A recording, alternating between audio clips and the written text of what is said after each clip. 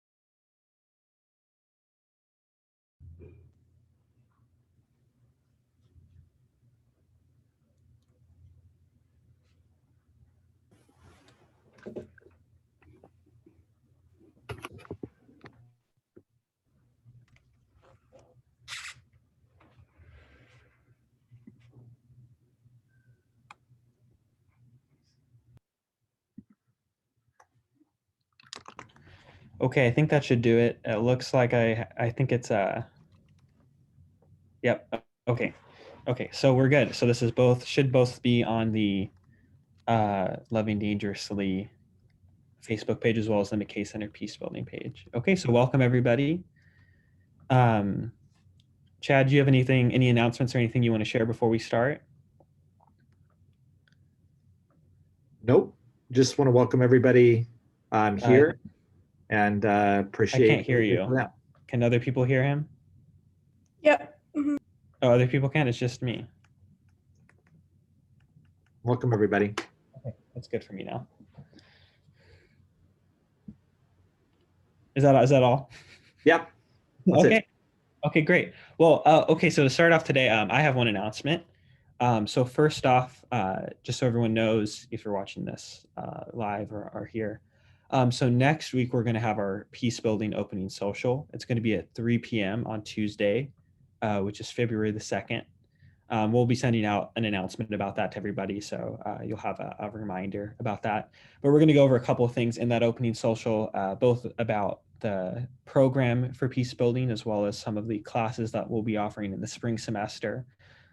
And one thing that's a little bit unique to that opening social is the McKay Center also has some positions open for field directors next semester for jobs at the McKay Center. And so we'll also be discussing there a little bit more about what that job will entail and how to apply for it if people are interested. So again, that's going to be this upcoming Tuesday, February the 2nd at 3 p.m. Hawaii Standard Time. Okay, so we'll get started then. A couple things. Oh wait, gotta admit some more people. A couple things to start us off today as well. This forum and hopefully the forums in the future are going to be a little different than the last one some of you may have attended. Last one, first off, was really short. That was kind of just getting us started, giving us a brief overview of what we're going to cover. Expect that these next forums are all going to fill up our entire kind of hour slot that we have. And secondly, also in our last forum, we didn't really have an opportunity for a lot of participation. That's going to be different today. We're going to have a lot of discussion and a lot of things we're going to talk about Dangerous Love and about the module. And hopefully as well, if you're watching this via Facebook, we're going to try to have better participation there. I know there were some questions that people asked there and some comments people left. And we're going to try a system today to see if we can make those voices heard here too. And it might be a little bit of a learning process. So we'll be continually trying to improve that. But if you're there, feel free to comment and participate with us as well. We're going to try to make sure you can we can include you in this. Okay, So to start off, does anyone want to give us maybe just a brief, minute or two recap of what we talked about last week? If you were there or watched it. We talked about ways to handle conflict. We talked about the horror definition behind conflict. We talked about what caused it, as well as dangerous love. Yeah, definitely. So there's this distinction of two types of conflict that we went over. We had the destructive conflict, which is for most of us, unfortunately, probably what a lot of our conflict looks like. And then we talked about how ideally we want to transform that destructive conflict into constructive conflict, and how dangerous love and cultivating dangerous love is the way that we do that. So I'm going to go quick and share my screen so that we can look a little bit more at this. Let me just move that. Player empowerment. So one of the things we talked about here is just this 4-step process, right, of dangerous love. How we go through this this process to change destructive to constructive conflict. And step 1 is what we're going to talk about today. It's actually going to be what we cover for the next couple forums. How to let go of our fear of conflict. And this is the foundational step, because how we view conflict in and of itself, even if it's not 100% fear-based, just having a negative perception of conflict seriously inhibits our ability to make conflict constructive. Okay, so let's see if I can get my PowerPoint to work. That's from last time. So today we're going to talk more about those differences in seeing conflict. So to start off, we're going to answer this question. So everyone, if you're watching this, take out a pen and paper, or if you're just on your computer or phone, type this out. I just want you to answer this question. When you think of conflict, what is a metaphor that comes to mind? You can see there's a couple little ideas on here, like, there's the volcano, like it's the stuff that, we bottle up, but then eventually, when it does happen, it kind of explodes all over the place. The tornado, it's this destructive force, or flower, something that provides growth. There's a lot of different ways we can think about it. Just take a second and think about in your life what you feel conflict looks like.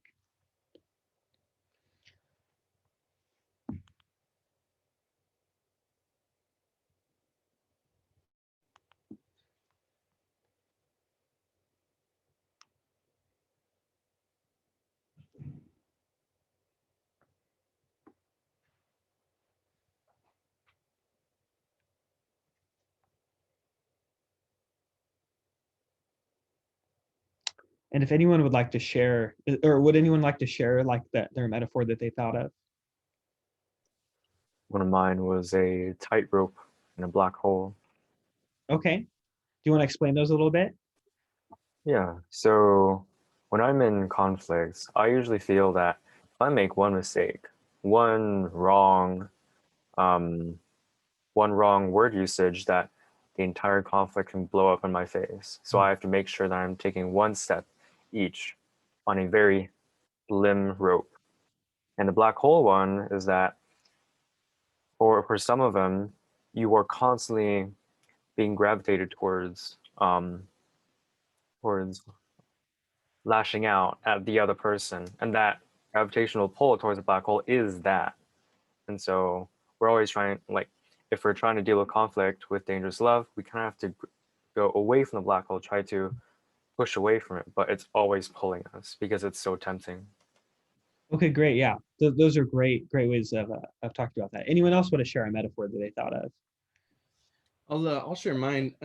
I've always kind of seen it since the beginning. I have always liked looking at it kind of like a car. And you're maintaining it. I think what's cool too, what I always saw it as, is you see, because I don't know about anybody else, but when people like cars, right, you like certain cars, you like certain brands better than others, and you really don't like others. And so I think that's kind of how we see conflicts, is with some people it's kind of a bigger problem, or it's not as much a problem, or I guess, I don't know, I just see it more as kind of a maintenance type thing than anything else. Okay, that's a good point as well. I feel like one of the things you brought up is, sometimes between different people and different relationships we have, that conflict can look really different. So that's a great point. Anyone else want to share a metaphor? I can share. So I guess my first thought about conflict is like comparing it to like boxers in a boxing ring. Like, it's so easy when you think about conflict to think that there's like just one defined winner, Mhm. And it can kind of get like rough like when you're in conflict. And so yeah, I think of it as like boxers in a boxing ring.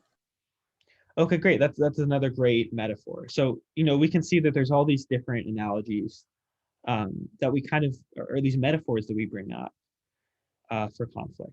Okay. So now I want you to think about that metaphor. And, the homework for the last module, if you were here for it or you watched it, was to think about someone that you want to try to cultivate more dangerous love for. So if you thought of that person, great. Think about that person now. If you didn't see that or didn't do it, that's totally fine. Just try to think of a person that you have conflict with and write down this answer. We won't share these answers. This will just be for you and for your own relationship. But think of that person that you're in conflict with, and what does your conflict look like with them? And does it look like that metaphor you brought up? Or is there another metaphor that comes to mind? And try to compare it to that. And everyone just take a minute to write that down.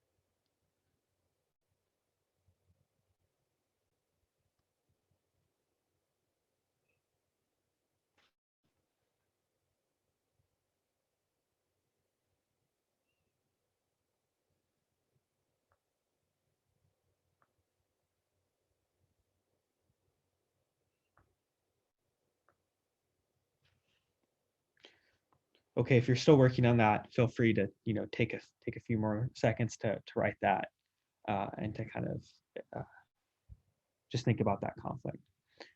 But going on, I want to talk about one specific metaphor that we often use to, well, maybe not often, but I wish we use it more often. It's my favorite metaphor to talk about this. That kind of helps us understand a little bit more about how we see conflict. So this right here is an old Nordic map. And it kind of displays some early perceptions of the ocean that people had at that time. And so just first off, what are some things that stand out to you about this map? The farther out from the known territory, the more monsters there are and the bigger they are. Great. The further out we get from, the land, the thing that's comfortable and familiar, or the coastline, you get these monsters that are wrecking the ships, that are sinking them, and eating some people. So is this an overly, positive and safe perception, or is it more kind of negative and more dangerous, do you guys think?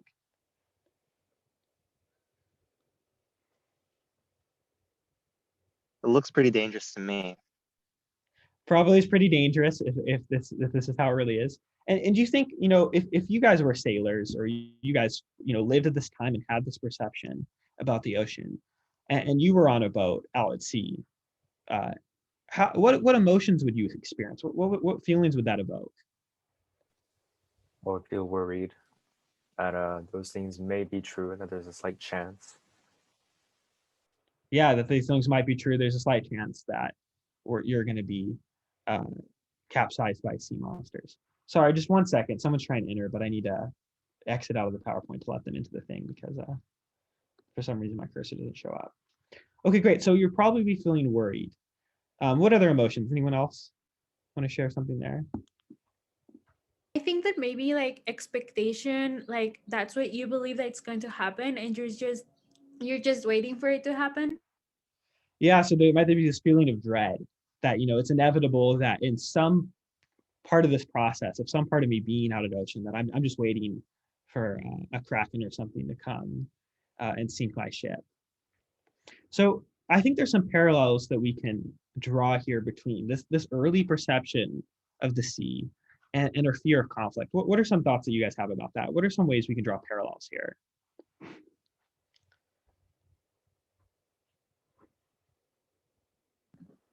Humans tend to fear the unknown. And with conflict, you don't know what's going to happen. People could react to any range of ways, and you feel like you have to be prepared for anything. That's a great observation. Part of it's a fear of unknowns. We don't know what's going to happen. We don't know what's going on. And so we're going to inherently be afraid of it. Other thoughts, other ways we can connect this to conflict?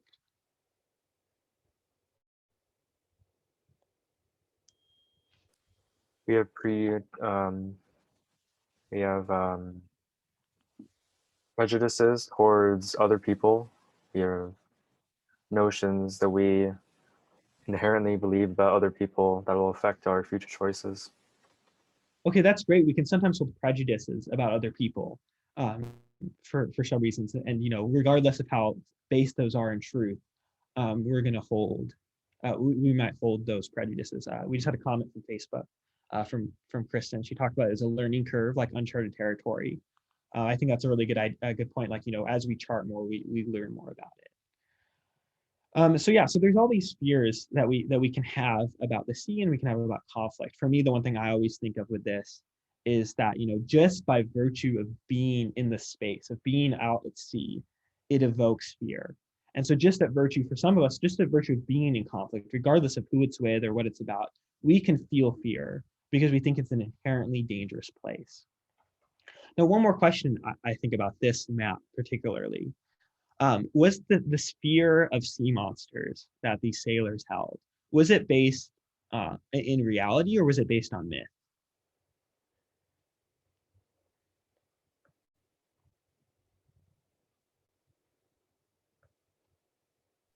Might have been myth. Myth. Probably was myth. As much as we would probably love for these sea monsters to be real, at least today, we don't believe that there are these giant creatures, these giant octopuses or serpents that live in the ocean that are just waiting to sink our ships. And kind of like Kristen talked about in her comment, there's a learning curve. We've learned since then. We've learned more, and we've learned that these things aren't true. And I think that this is often true of our fears of conflict, that sometimes these fears are not based in what actually is out there in our conflicts, but based on just could be a bad past experience, could be numerous things, but are actually based more in myth. Now, there of course are exceptions to that. If you live in a war zone, or you live in a violent conflict, or perhaps even an abusive relationship, there are going to be real dangers to that relationship, and so that'd be an exception to that. But by and large, in most of our conflicts that we face, we possess these myths that make us afraid of just being in those situations.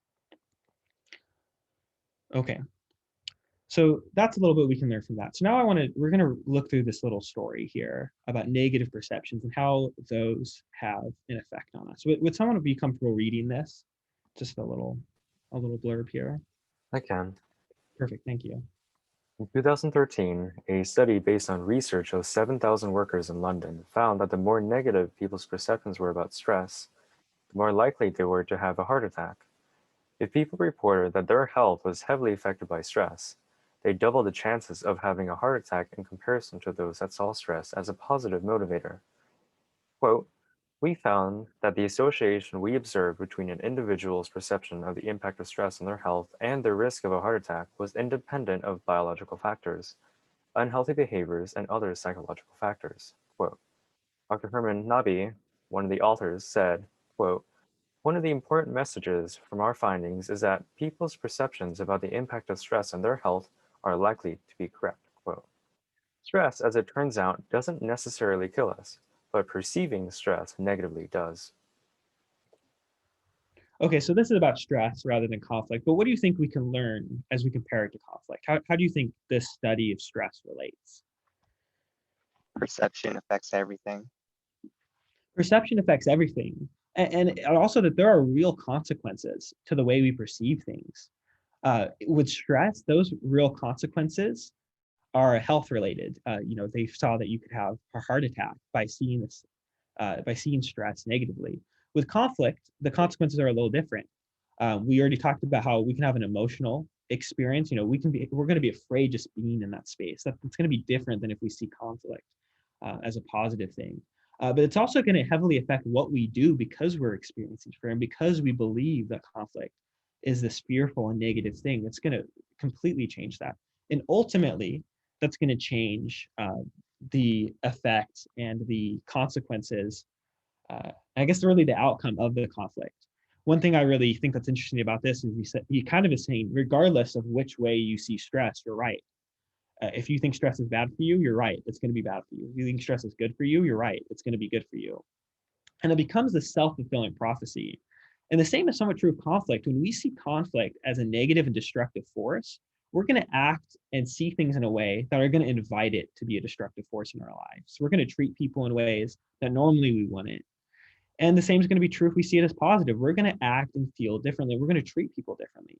And that's going to invite a very different response and going to have a very different outcome for our conflicts. So that's a little bit about our perception. So we've learned a little bit here. We've learned about our metaphor of conflict with the sea monsters, how just being in that space, we sometimes have these mythical perceptions and these things that evoke fear in us. And then we've learned that there are real consequences to those fears. So now we're going to talk a little bit about why does this negative perception, we've talked about a little bit, why does this negative perception cause us to turn to destructive tactics and cause us to act in destructive ways that makes our conflicts so harmful to us and to others? And likewise, how, if we can transform just our perception of how we see conflict, if we can change that, how that's going to actually invite constructive conflict into our lives. So we're going to bring up another metaphor here, and that's going to be our smog perception. Now, this is the negative perception of conflict. Now, when you think of smog, what images, what does that evoke for you guys? What do you think of when you hear smog?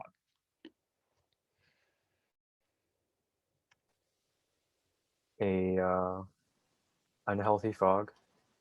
An unhealthy fog. Great. How does it affect you? You have a hard time breathing. Can't really move. Can't really see in front of you or move around much, right? Yeah, great. Okay, so first off, we can't see. Our perception is greatly inhibited. It's really hard to see what's going on around us, who's there, what's going on. And so there's this obscuring of our sight, of our perception. And then secondly, you talked about, it's hard to breathe. We can feel suffocated in when we're in smog. And so this is a way we can see conflict. We can see it as this inherently negative fog that's surrounding us. And when we see conflict from a smog perception, there's kind of three main ideas that I guess we have here. We see conflict as destructive, we see conflict as debilitating, and we see conflict as suffocating. And so there's a couple different things that happen to our narratives here. We see, I can't do anything about conflict. We might say conflict is out of my control. Nothing will change unless they change. And what all of these is that our narratives, when we have a smog perception, is our narratives become weak and self-absorbed. Help me, she won't listen to me. Why is he hurting me? I can't take it anymore. First off, in what ways do you see these narratives as being weak and self-absorbed?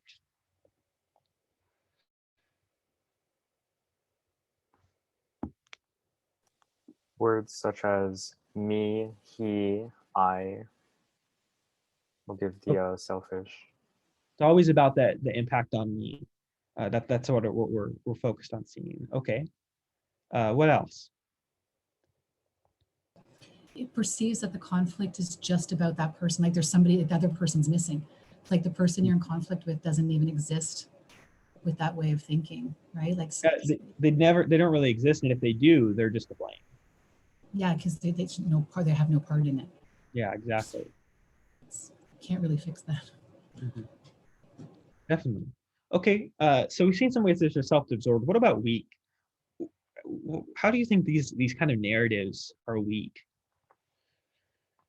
So lots of these quotes are really showing how it's out of your control. Definitely. So we have no control over this conflict. Anything else for why we see this as weak? It's like very like victimizing, like you're becoming the victim, and in a way that's like making yourself kind of the weaker link in the conflict. Great. So we're kind of this passive victim that there's nothing we can do about it. It's out of our control, and there's no way for us to exercise any sort of influence or change here. Okay. Any other thoughts on this? Okay. So this is our smog perception that we have, where conflict is a negative force, and it causes us to create these conflict narratives that are weak and self-absorbed. So now we're going to move on to the cocoon view, which is our empowering perception of conflict.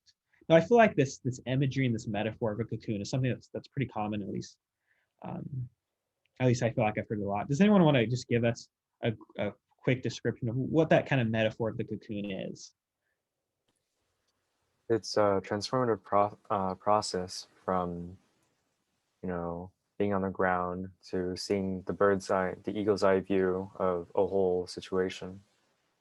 You get to be free in however way you choose to view the conflict, which allows you to deal with it better, and as well, not only for you, for others as well. Okay, definitely. So there's this transformative process. We start off wherever it is we are, we go through something, some experience, and we get on our cocoon, but then we come out as something better. And so in this way, we can look at conflict kind of in two ways. We can look at it, conflict one offers personal improvement, that we're kind of bettering, we become a better person. We're better able to see other people's needs, however you want to think about it, that it's this transformative process for us to go through.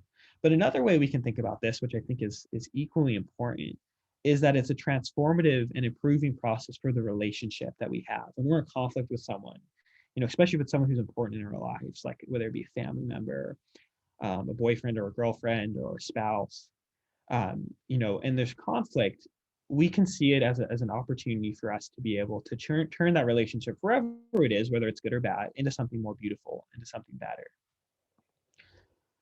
So in our cocoon view, we kind of have those perceptions. Conflict is constructive. Conflict is an opportunity. And even this is, I think, maybe one of the hardest ones for us to see, is that conflict is actually essential. That not only is it an opportunity for growth, but actually a healthy relationship has conflict in it, because it provides that opportunity for the relationship to expand and grow and transform. And so here, when we have that perspective, we say conflict can change. When I change, I am empowered to transform conflict. And others in this conflict matter as much to me as myself. So in what ways, when we're looking at these narratives that we're sharing, how has this changed from our cocoon view? Or not, sorry, how has this changed from our smog perception that we had earlier?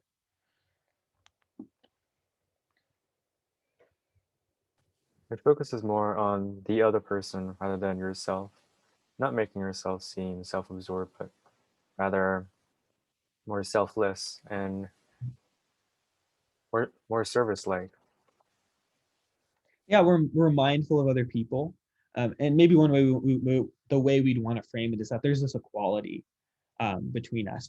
It's not all about me. It's not about what I'm getting or what I'm losing out. But the other person is a party in this conflict as well. They're hurting from it. There are things that they're losing, and I'm mindful of that. And I take that into consideration. And I don't even just I'm mindful to take it into consideration, but I put value on that. It's actually important to me that this other person in the relationship, that I know their needs, and I help this whatever solution be to help them with that. Okay, what other ways?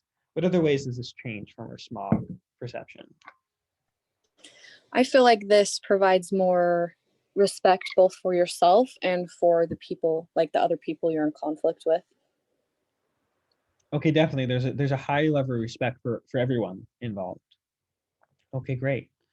Anything else about how this changes?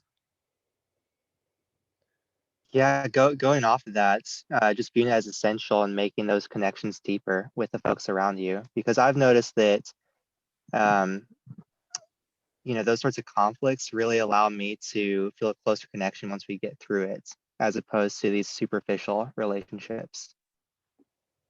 Yeah, definitely. So when we're able to go through it, it actually helps us create a deeper connection with those we're in conflict with. Okay, so those are kind of our two perceptions. We have smog and we have cocoon. What we're going to do right now is we're going to kind of do another activity.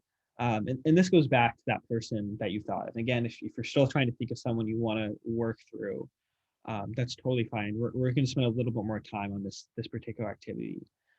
So we're going to have you think about that conflict with that particular person that you're having in your life. And I want you to think about what emotions come to mind when you think about that conflict and when you think about that particular person. And we're going to take a few minutes here and write that down. If you're watching this via Facebook, feel free to do this as well with us. We're not going to share these answers because we want to keep these personal and we want you to really think about this, but really think about what emotions come to your mind when you think about the conflict and that person.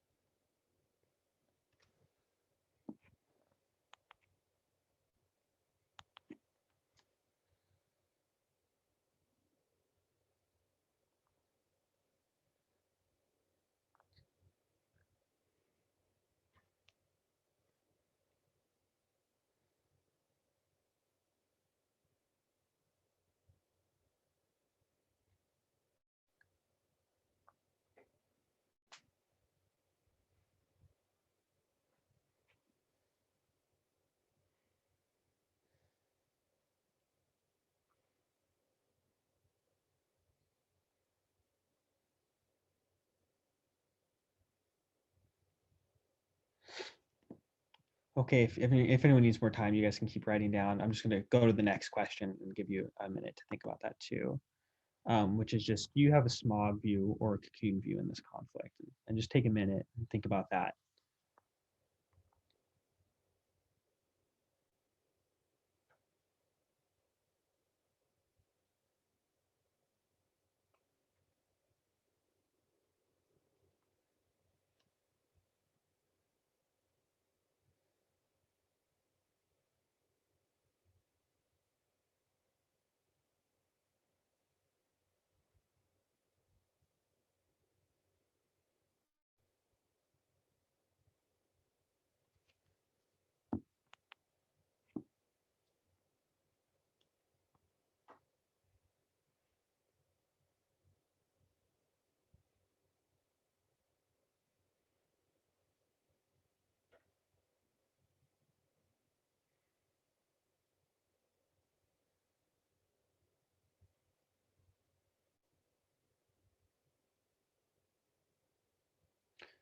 Okay. Kind of looks like, for the few people I can see, that most people finish working on that. So at this point, I want to just ask, first off, I want to ask people, what questions do you have about anything we've talked about today or so far from Dangerous Love?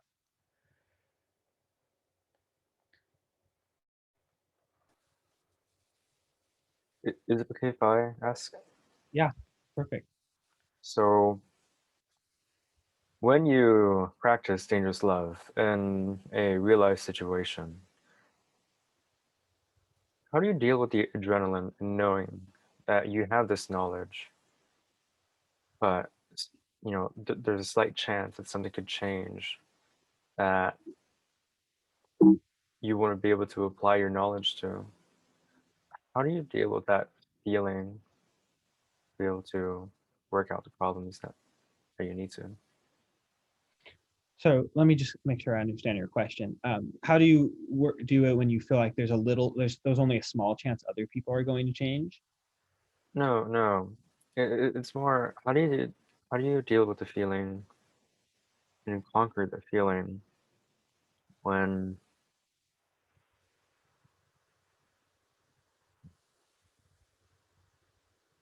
well, I guess to give a little backstory, I had to deal with something like this just yesterday with some family members.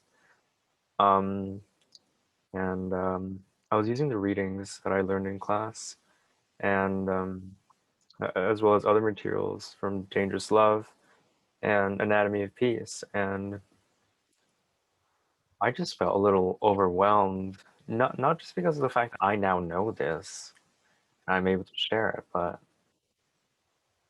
I just felt this feeling that maybe it might not go as well as it says it would, that it says that it would have, like in the book. How do you Okay. conquer that feeling? So feeling like, like the book kind of talks about, there's a lot of stories in the book, and that we've talked about, that, where we apply Dangerous Love and it goes really well and everything works out in the end. But there's this feeling, that's reality isn't that neat. Uh, and so when we apply it, there's going to be opportunities for that not to work.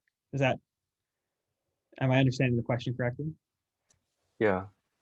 Okay, that's a great question. I just want to open it up too. Does anyone here want to think they have like a good answer to that, or anyone feel like they want to comment on that? Yeah, I think in a lot of ways, I kind of wonder, when you're going into this conflict, are you hoping to get what you want out of it, or are you just loving everybody as they are?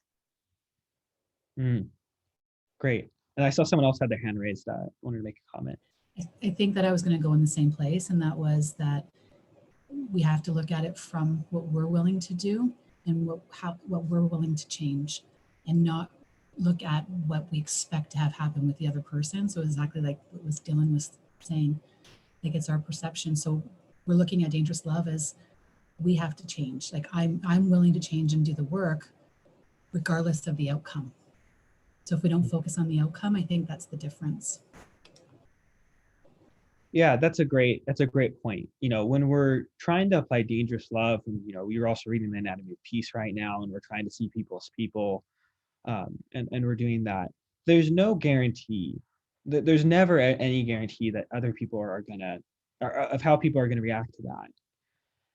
And I just think that's because, as people, everyone has their agency. We say that a lot. Everyone has their own choice. And so we have to, just know that that people are going to do what they're going to do, but also that means that we have the power to do what we're going to do. And so there's a couple ways we can think about this. And I really appreciate what Melody, I don't, sorry, I can't actually see what your name is, the other guy who commented, is that, first off, don't go into it thinking, I'm trying to get them to change, because not that that's what you're doing, but that, when we have that perception, then it kind of brings us back into the idea, kind of the smog perception that we talked about, where it's still kind of about how am I getting what I need out of this conflict. And we really just go into it thinking about, okay, how can I invite them to change? How can I be different in this conflict? Because you could also think about it in this way. If I do what I normally do, if I see people's objects, if I have my smog view of conflict, what are the chances that the other person's gonna change, or anything's gonna be different in this relationship? What was that? Probably not very high, probably pretty low. But we can think about, if I try to have dangerous love, if I try to see them as a person, what do those chances become? Probably higher, even if it only, goes to 30 or 40% of a chance that it happens, it's still better than zero, which is what we were kind of dealing with anyway. And so, there's never any guarantee that when we practice dangerous love, that that things are going to change in that relationship. But as long as we're trying our best to change how we're seeing other people and change our impact in the conflict, I think that's what really is all our responsibility and all we can really do. And so you kind of mentioned this feeling that you kind of get, I'm worried maybe that, I'm going to put in all this effort, but it's going to get thrown back in my face. And I'm worried that, I'm going to put all this in and not get what I hope for out of it. And that's a really real feeling we all feel, because we all, especially when we're in a conflict with someone, especially that's an important person like a family member, we really want them to see our humanity. We really want them to love us back and in the conflict that whatever we're dealing with. And that can be hard for that not to happen. But I think a comforting feeling for me is just knowing that regardless of what they do, I've done my part and I've done what I can do to help this conflict go right. Does that help answer your question at all? Yeah, it does. Okay, great. Let's see. We have a question from. Okay, so we have a question from Facebook. How do see that when you? Oh yeah, how you take time from your Western first? I guess that was maybe not a question. And then. Yeah, and then just some other people were offering some answers to that too, and I'll just read some of those. So one person said, sometimes I have a false sense that I have to be the best peaceful ever, but I have to bring myself down and be present to best be able to help myself and others. I usually center myself by reminding myself that all I have to work on is myself and invite others to follow. When I start feeling like the world will end if I don't end a conflict, I know it's time to take a step back. Okay, thanks, Sabrina. Cool. Okay, so that's a great question. Anyone else have any comments on that, or anyone else have other questions they'd like to talk about?